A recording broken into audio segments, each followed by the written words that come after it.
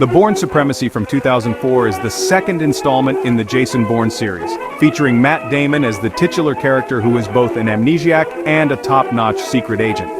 It's a film that tries to blend high-stakes espionage with thrilling action, but instead delivers a muddled mess of shaky cam, plot holes, and enough cliches to make you wonder if the scriptwriters were just playing Mad Libs with spy tropes.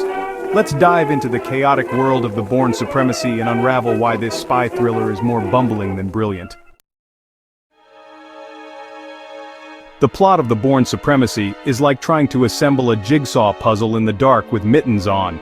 It kicks off with Bourne trying to live a peaceful life in India with his girlfriend Marie, but of course because spies can never retire to a tropical paradise in peace, things go south faster than you can say treadstone. Bourne is framed for a CIA operation gone wrong, and the world's most ruthless spy agency immediately assumes he's gone rogue. This leads to a wild goose chase across continents where Bourne must clear his name, all while evading capture and piecing together the puzzle of his past. By the time the movie reaches its climactic, nonsensical reveal involving a corrupt Russian oligarch and a botched assassination plot, you're less concerned with Bourne's fate and more impressed by his ability to navigate so many absurd twists without a single hair out of place.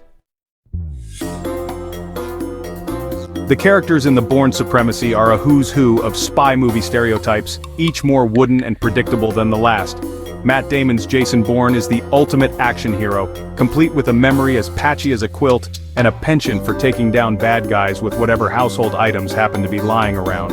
His constant brooding and intense expressions make you wonder if he's actually trying to solve a global conspiracy or just really into staring moodily into the distance. Franca Potente's Marie, Bourne's ever-loyal girlfriend, is the classic damsel in distress who exists solely to provide emotional motivation for the hero. Her sudden and predictable demise early in the movie feels more like a plot device than an actual tragedy, making you question if she's actually a fully developed character, or just really bad at staying out of the way of bullets. Joan Allen's Pamela Landy is the obligatory, tough-as-nails CIA operative who's always one step behind Bourne and seems to have a penchant for barking orders and looking stern. Her interactions with her colleagues are filled with all the warmth and emotional depth of a particularly frosty business meeting, making you wonder if she's actually trying to catch Bourne or just really into being the no-nonsense boss. The dialogue in The Bourne Supremacy is a masterclass in how to write a spy script that's both iconic and painfully cringeworthy, filled with lines that have become legendary for all the wrong reasons.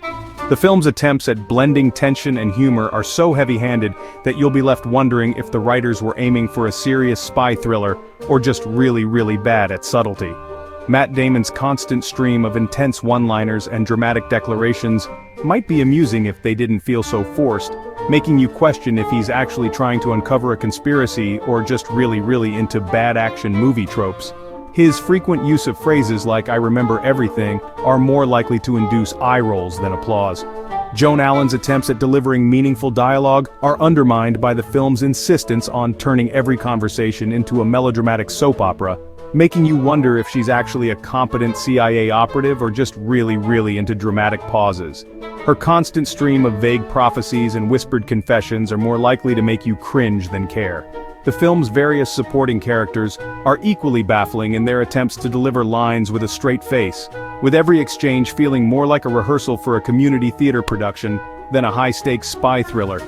Their constant use of spy jargon and overly complicated explanations make you wonder if they're actually trying to explain the plot, or just really into sounding important.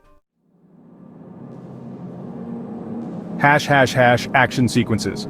A chaotic carnival of over-the-top stunts.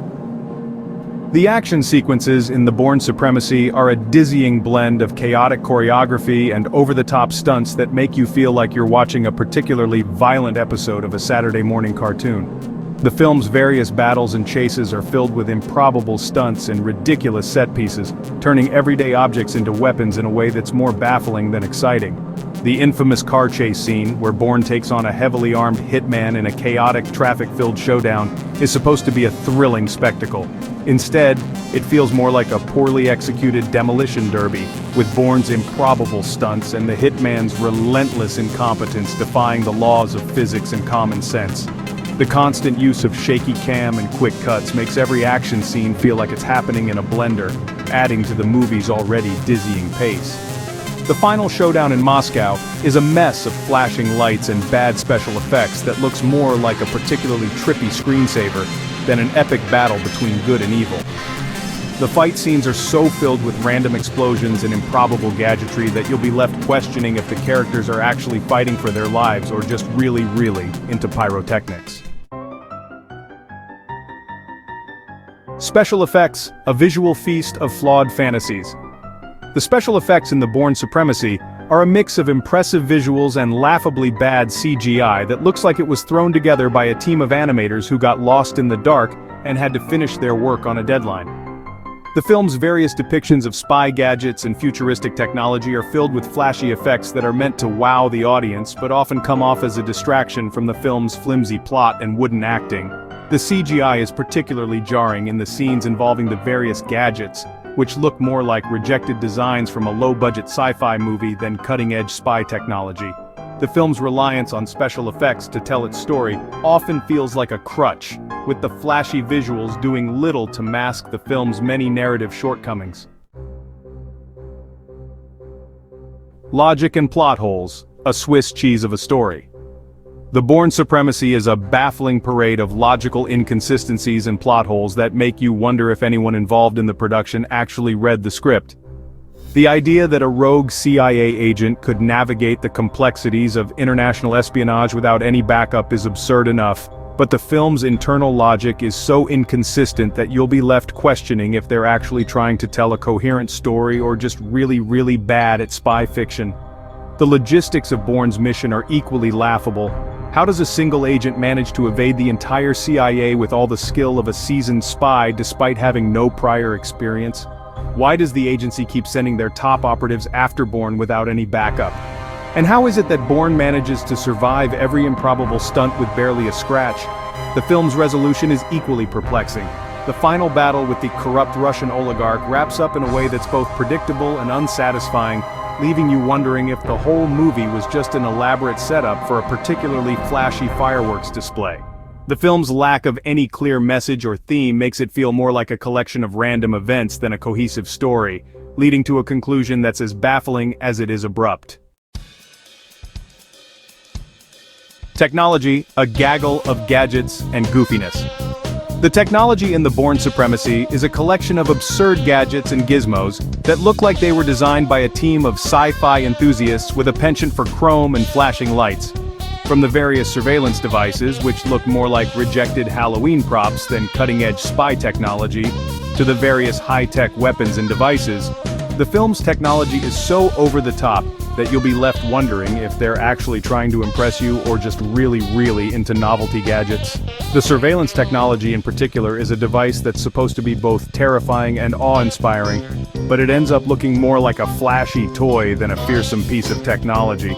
The idea that a single device could allow someone to track and control an entire agency is absurd enough, but the film's constant use of the device makes you question if they're actually trying to build tension or just really bad at maintaining continuity.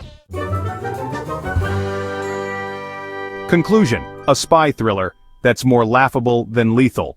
In conclusion, The Bourne Supremacy is a film that's more entertaining for its unintentional humor and over-the-top antics than for any actual storytelling or character development. Its plot is a convoluted circus of cliches, its characters are a motley crew of over-the-top archetypes, and its action sequences are a chaotic carnival of explosions and shaky cam. If you're looking for a spy thriller that's more laughable than lethal, The Bourne Supremacy is the perfect choice. Thanks for watching. Make sure to like, share, and subscribe. Quirky Critic signing out.